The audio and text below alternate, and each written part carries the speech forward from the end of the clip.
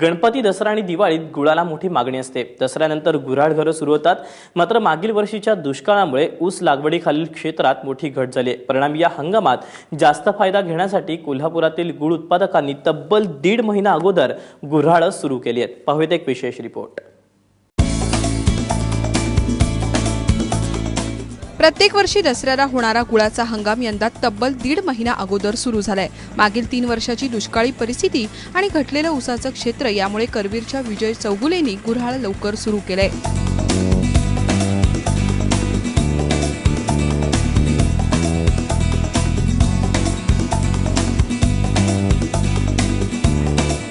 करवीर तालुक्यातील वळिवडे इथे चौगुले कुटुंबीय 1984 पासून गुऱ्हाळ घर चालवतात।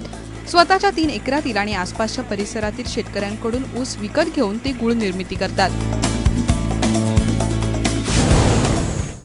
माझी 3 एकर शेती आहे। माझ्या 3 एकर शेतीतला मी संपूर्ण गुळ तयार करतोय। बाकीचा 7 महिने जे चालणारा सीझन आहे माझा, त्याकरता मी ऊस खरेदी करतोय। तो ऊसाचा दर FRP प्रमाणे ज्या शेतकऱ्याला पाहिजे त्यावेळेला रोख पाहिजे असतं तर काट्यावर देखील आम्ही पैसे पेमेंट करू शकतोय। त्यामुळे आम्हाला ऊस मिळायची काही अडचण नाही काय। त्यामुळे आमचा 7 महिने गुऱ्हाळ साधारणपणे चालूच राहतोय।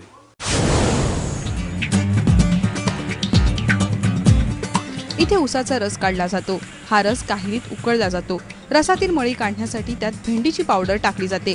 2.5 तासानंतर काकवीपासून गुळ तयार होण्यास सुरुवात होते। हा रस फावड्याने हलवला जातो आणि घट्ट झाल्यानंतर तो साच्यांमध्ये भरला जातो। चालू वर्षी गुऱ्हाळघर लवकर चालू करायचं त्यातले पण एक कारण आहे, कारण चालू वर्षी लागणी फार कमी झालेली आहे, दुष्काळ पडलेला आहे। त्यामुळे आम्हाला पुढे ऊस मिळणार नाही। त्याकरता आम्ही लवकर गुऱ्हाळघर चालू केलेला आहे। तर आमचा गुऱ्हाळ कमीत कमी 7 महिनेच सीझन चालतोय। त्याकरता आम्ही लवकर चालू करून ज्यादा दिवस कसं जाईल आणि जास्त उत्पन्न कसं आम्हाला गुळापासून निघेल ह्या प्रयत्नात आहे। एका आदनातून 200 ते 250 किलो गुळाची निर्मिती होते। यासाठी 2 टन ऊस लागतो।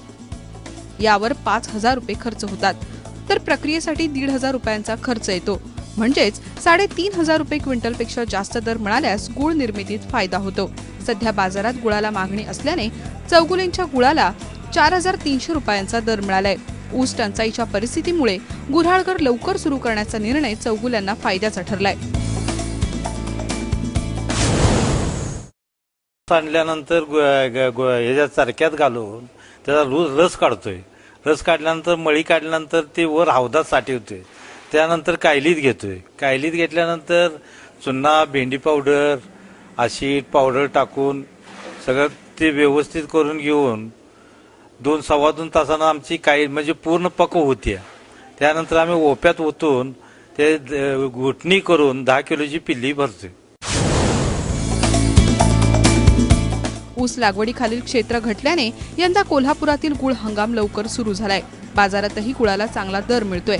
याचा फायदा गुळ उत्पादक शेतकऱ्यांना होताना दिसतोय। कोल्हापूरहून चंद्रशेखर खोलेसह ब्युरो रिपोर्ट, ABP माझा।